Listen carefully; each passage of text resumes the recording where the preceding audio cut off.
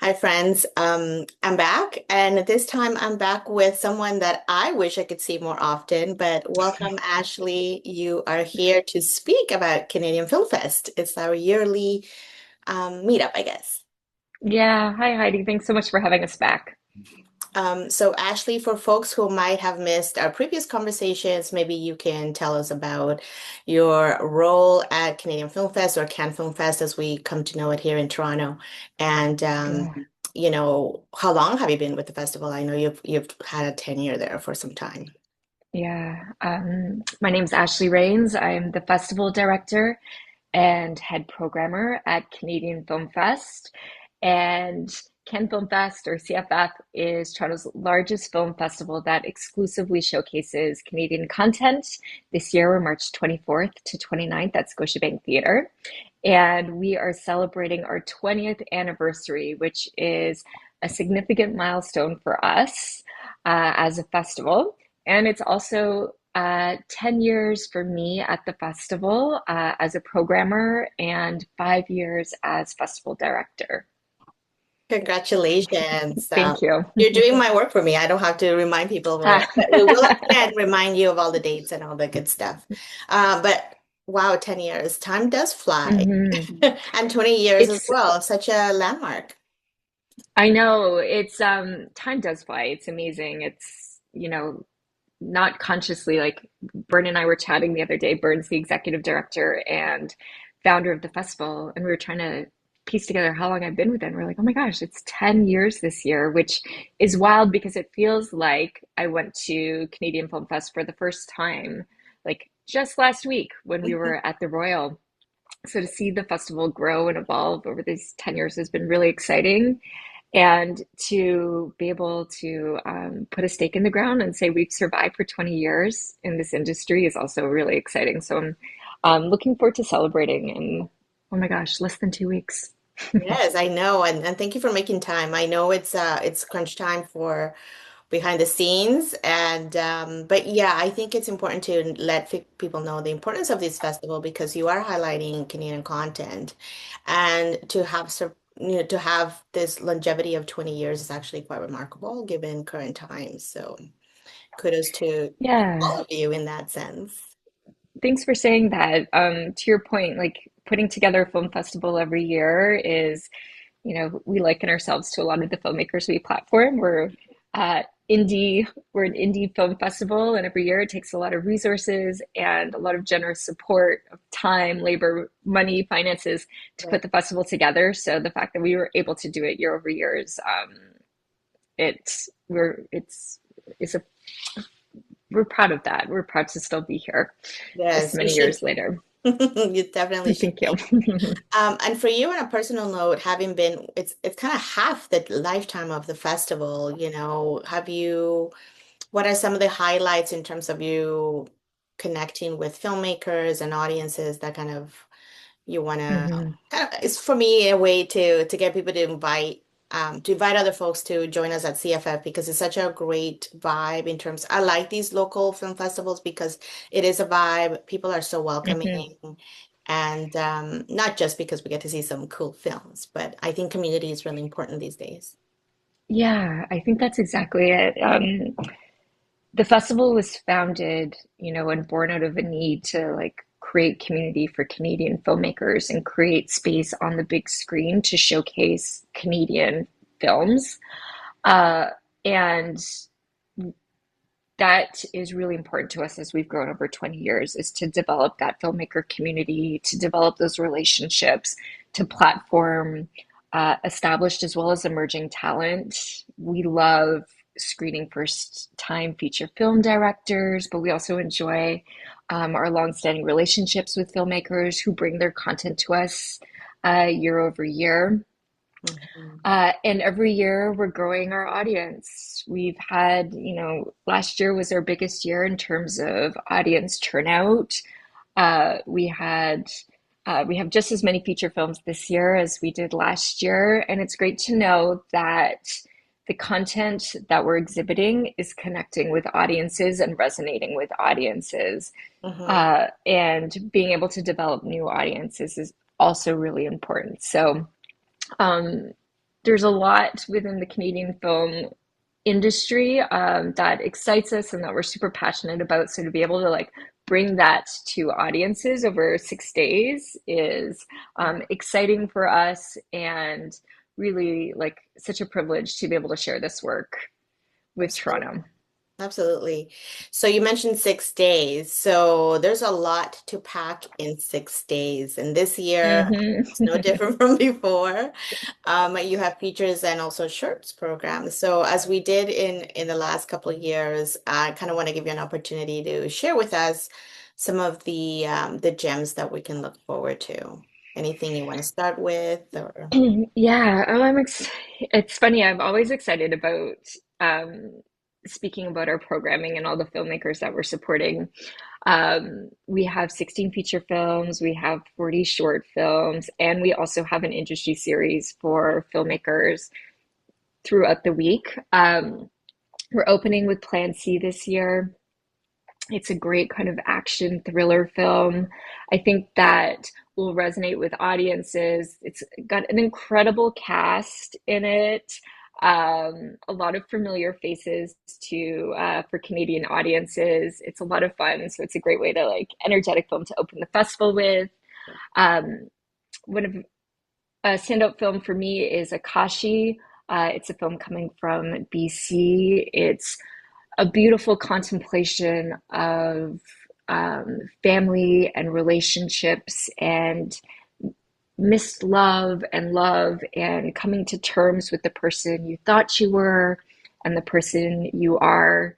Uh, the director has such a beautiful vision and beautiful command of her craft in this film. I'm really excited for Toronto audiences to see that. There's a feature coming out of Quebec called Nesting, mm, which explores female identity through like a postpartum lens. And I think the conversation in that film, the themes in that film are really interesting and exciting. And I haven't seen a lot of content in that space, dealing with that space. And then again, the director, such a like strong command of craft and tone, and the performance are like incredible. We have a documentary called Los Rios this year that examines the Honduran migrant crisis from 2018 through the lens of a mother and her daughters. And it's such a powerful film to see this subject matter explored through this family. mm, And a lot of the themes that are explored in this documentary obviously are still very relevant to current conversations we're having in North America and also, I'd say, globally. Uh, it's a really affecting piece. I hope people come out and watch it and engage with it and consider what the filmmakers are showing us. And then we have a lot of like fun genre content this year too. Like Lucid is this really like bold, voicey film coming out of Quebec as well. And it's like, I'm very excited for audiences to see that. If you're fans of the genre, it's like, this is a film for you. mhm. And then we have some great like Toronto filmmakers who are showcasing as well. Farewell to Youth, A Breed Apart. Those are all really exciting films that I'm excited to premiere. And another, I'm going to say one more feature coming out of BC for a first time feature filmmaker. It's called Mania, and it's Mhm, about mhm, um, a son and a boy, sorry, a man, mhm. coming to terms with his relationship with his father. And um, the filmmaker, he stars in it, he wrote it, he directed it, and he has a really like exciting um, view and lens on this like very personal story. And I think a really like distinct voice and contribution to Canadian film. Mhm. I mean, I've taken a look at the list of features and I'm like, there's no favorites because there's such a nice range of films that anybody can Hmm. choose from. I'm always loving the documentaries because I am a documentary gal. So thank you for Hmm. spotlighting that film. And I think it's really important as well to get to escape in films for fun, but also deal with tough topics and also look at reality as it is through the lens of this family, as you mentioned. Yeah. You have some really great shorts programs. I want to make sure that people know that yes, there's a lot of features, but you had 40, but I'm sure there were more that were submitted. So, Yes. right? It's always such a heartbreak. It is, honestly. The shorts programs are always like some of my favorites because that's where we find like, Hmm. new voices, fresh voices, and filmmakers who are taking risks and are really like honing their craft. And to tell a short story through film successfully really is such a challenge. Hmm. So to be able to platform these 40 filmmakers is very exciting. It is also heartbreaking because we do get so many short film submissions. And it's at the end of the day, as a programming team, when we're sitting down together, it's like, oh, what babies can't we program? This is going to be so hard. It's never like it doesn't feel good. We're like, as excited as we are to platform and spotlight these filmmakers, there's always ones where we're like, oh, I wish we could as well. But For that's the nature of like the programming. But yes, for shorts programs, some really like exciting content in there and content that spans the nation from like BC to the East Coast. Um, so it's exciting to have that. And again, a mix of documentary, narrative, genre. It's quite broad, like the types of shorts we've programmed this year. Yeah, they look very exciting. And I also want to mention that before you show features, you also spotlight some short films. So, at least there's always room for people to experience short films in case they're ambivalent about a shorts program. Yeah, There's always the opportunity. thanks for saying that. Yeah, that's been a tradition at CFF, I think, since it was founded, that we always pair a short with a feature. And it's for that reason. Part of it is to expose short filmmakers to audiences who might not engage with this content normally or have an idea of what short content is. And in that programming, we always try to pair films that thematically speak to each other. So they're always like, intentionally coupled and with, you know, uh, the objective of having like a positive impact on the audiences and showcasing these filmmakers. Yeah, it's a little bit of an appetizer, if you will. Mhm. Yes, I like that. It's an appetizer for the future. So there's a lot of it sounds like there's certain themes that seem to keep coming back in films. Was there any new theme? I know you mentioned the one about I think it was nesting, which you said it was a little bit of Mhm. a new topic, but any other themes that kind of have jumped out at you in terms of like the programming team that is Yeah. kind of cool and exciting, or oh, we haven't seen this in a while and it's nice that it's back. Yeah. I think like there are like a few themes that have like jumped out to me this year, and I'm not sure that I can connect the dots as to why, but I will say it out loud. Yes. Um, like passionate love and like affairs was a big theme that came out in the submissions this year and some of the content. Unrequited love.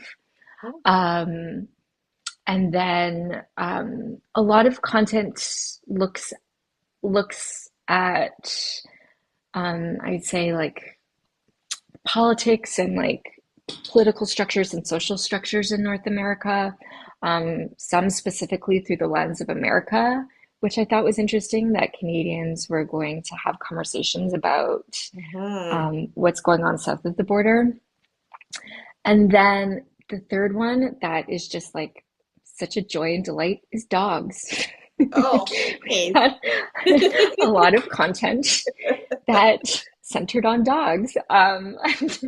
In my mind, maybe there are reasons why these three things came out, Yes. but I thought they were really interesting that as programming team, we're like, oh, this is like, we're having these conversations this year. So those are three themes that stood out to me, but also, a lot of like kind of the common and traditional themes of like coming of age, familial relationships, um, discovering self, identity. Those are repeated this year, but I think the filmmakers who are speaking in those areas have really brought a specific lens to those conversations that make the content feel new and interesting and engaging, which is why we program those films. That makes sense.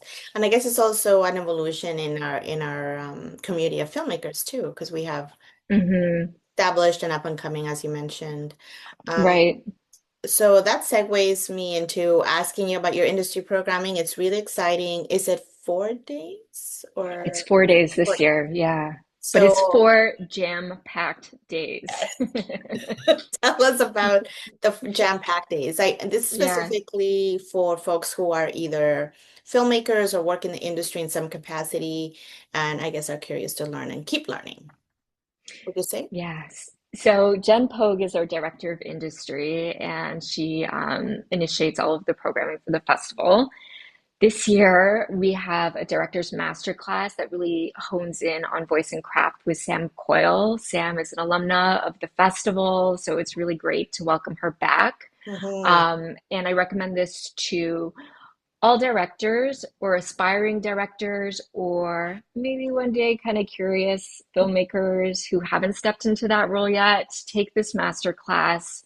Sam is a phenomenal talent. We're so lucky that she's going to share her skills with CFF this year. And it's a full day masterclass on the first day of Wow. the festival, which is Mhm. Monday.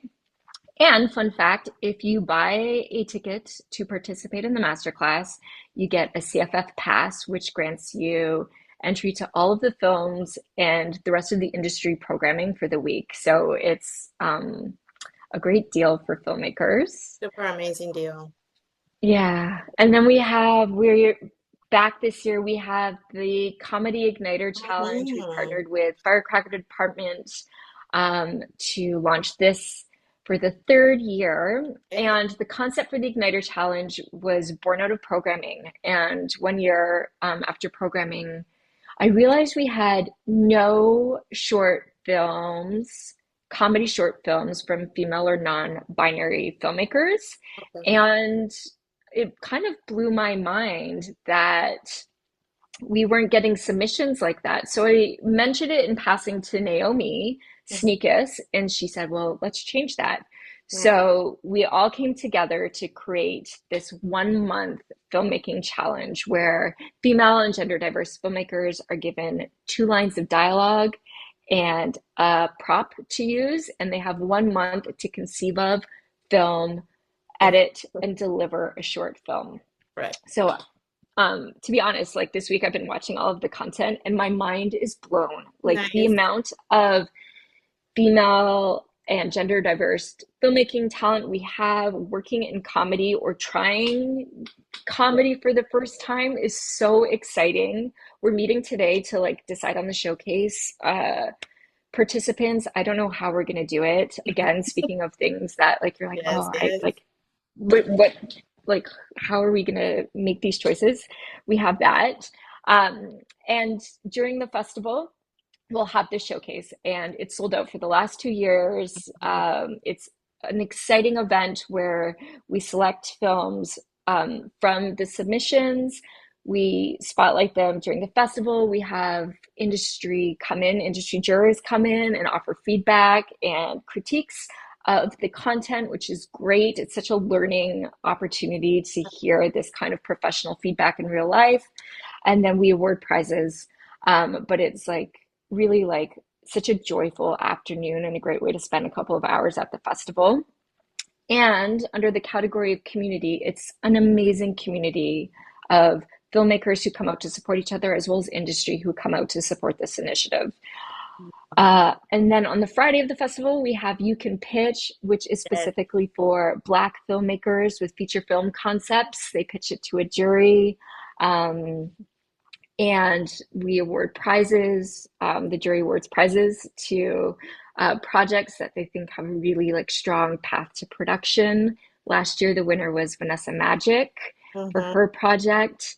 She also received telefilm financing, Talent to Watch after the festival last year, and she's coming back on opening night with her short film, I Am Pleased. Amazing. So we're so thrilled for Vanessa. And I believe she's on the jury this year for You Can Pitch. Yeah.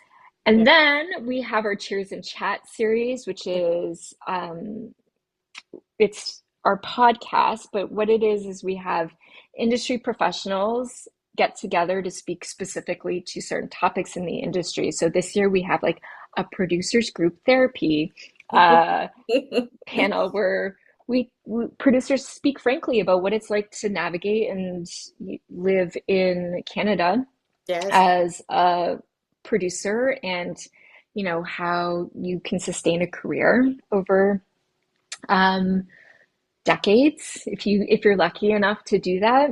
Mhm. And we have a special, also I'm going to say, an anniversary conversation as well. So 20 years of CFF, hosted by Warren Sonoda, and looking at the role of Canadian Film Fest in this like media landscape, its its influences on filmmakers and the consequences, the positive consequences of having a film festival like this in Canada and the necessity of it. And then we have, it's called the Ingenuity Fair with WGC. And this is a new event this year where we'll have filmmakers present certain issues that they've had during their filmmaking career, and also present like the solutions to the issues that they had. So it's going to be a great networking event as well as like a real learning opportunity for filmmakers.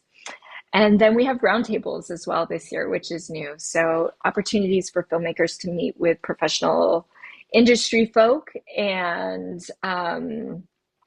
talk about their projects, get those face-to-face meetings, that one-on-one time, so that people can start connecting and moving their projects forward. There might be more to be announced, but there's quite a lot of industry this year. Jenna's like packed the days for the festival. We're really excited. We have like phenomenal filmmakers coming out to support these conversations and these initiatives as well. And it's a great opportunity, after every screening and after every industry series event too, we all get together in the lounge to meet each other and say hi. So there's that networking piece and community building piece as well.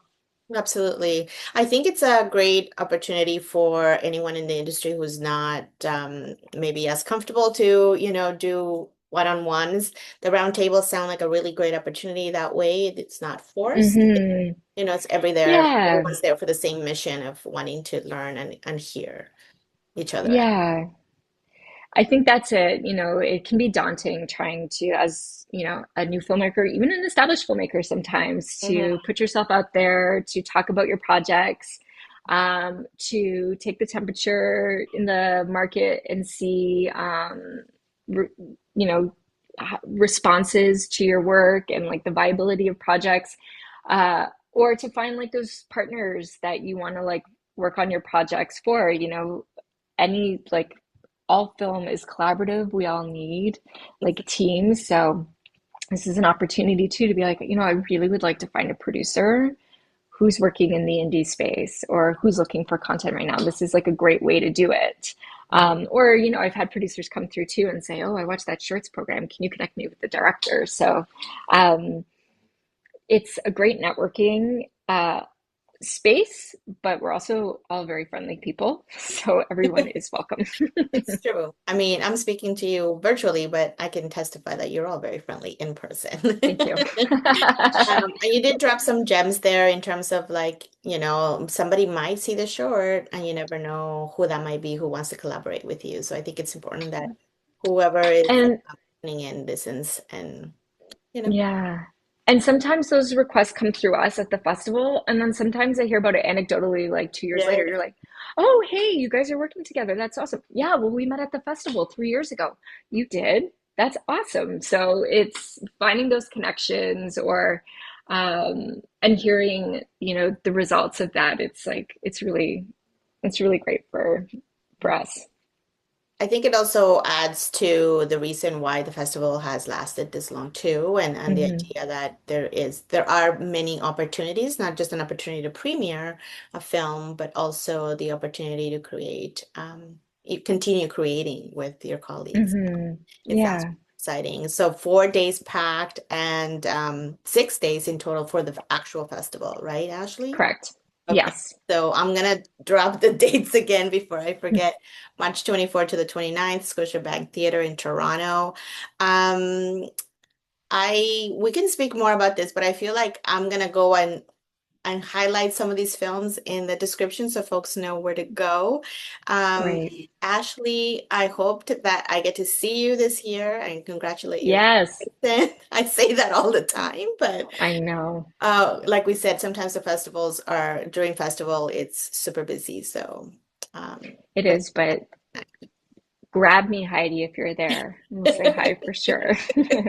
I will take you away. But no, the idea is Yeah, that we get to also chat. I think it's also good for us in the media landscape to also connect with the folks that are creating and putting these festivals together. So definitely congratulations yeah. again, and thank you Thank you for so your time. much. It's such a pleasure.